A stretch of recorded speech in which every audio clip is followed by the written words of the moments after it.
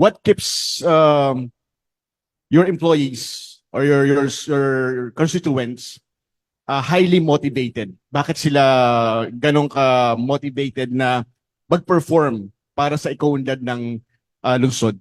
Thank you very much po. Napakaganda po ng tanong. What keeps them motivated?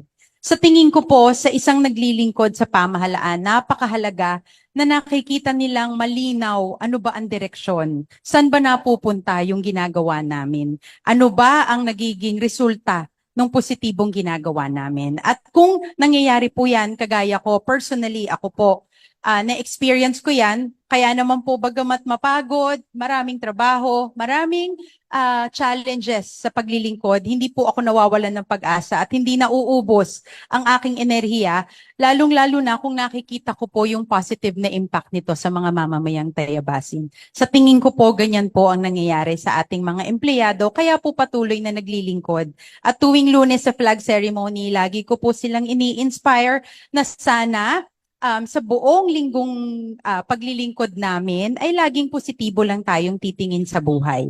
At yung pong kanilang ginagawang pagpupunyagi, pagpupursige, may reward po yan dito sa lupa at sa langit. At tingin ko naman po ay talagang nai-imbibe nila yan. Kaya po, ganito ang mga employees ng lungsod ng Tayabas.